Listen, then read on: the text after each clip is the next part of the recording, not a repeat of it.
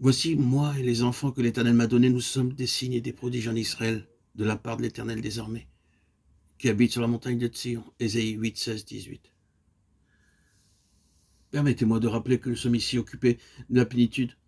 C'est ce qui gouverne tout ce que nous avons à dire. Ce rétablissement de la plénitude de la pensée divine et de l'intention divine, c'est aussi ce qui était en vue au temps des prophètes.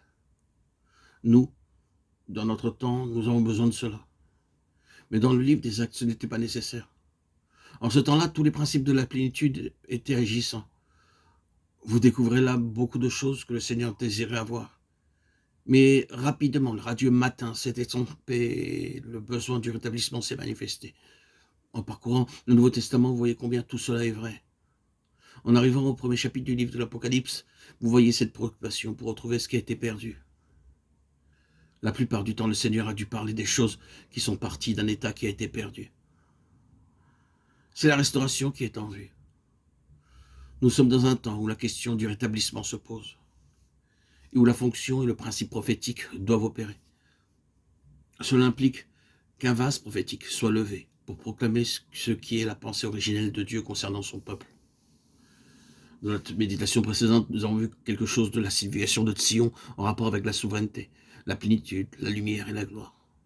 Si nous regardons ce qui renferme tous les éléments et les caractéristiques de Sion, nous le trouvons dans un mot, la vie. Par cela, bien sûr, nous pensons à la vie divine, car le témoignage dans Sion est fondamentalement celui de la vie, une vie particulière, une vie absolument différente de toute autre vie.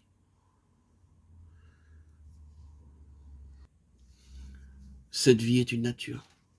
À travers ces messages, nous avons parlé de l'évangile de la gloire, du Dieu béni, du Dieu satisfait, et nous avons dit que la gloire est le réellement de la nature de Dieu, se manifestant et s'exprimant.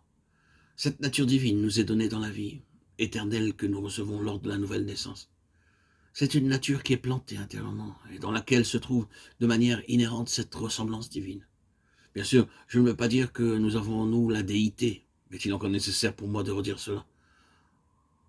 Toutefois, considérons simplement ce que Pierre disait, afin que par elle, les promesses, vous deveniez participants de la nature divine en fuyant la corruption qui existe dans le monde par la convoitise. 2 Pierre 1, 4. C'est dans cette vie dont nous parlons que réside la nature divine. C'est toujours interdépendant dans le domaine subjectif-objectif. C'est-à-dire que nous avons cette vie dans le Fils de Dieu et que nous l'avons seulement en nous-mêmes dans la mesure où nous avons Christ en nous. Dieu commence avec nous avec cette puissante potentialité de sainteté, la suprême dynamique de sa propre ressemblance. Il plante cela en nous, au commencement de notre expérience spirituelle et de la vie chrétienne.